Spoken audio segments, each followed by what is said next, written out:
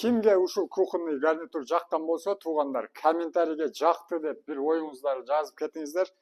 Турасы 2 метр, бийиктиги 2 метр, материалы российский ламинаттан болгон, четтери полностью ПВХ, однотонный бир светтен жасалган, скромный светтен болгон.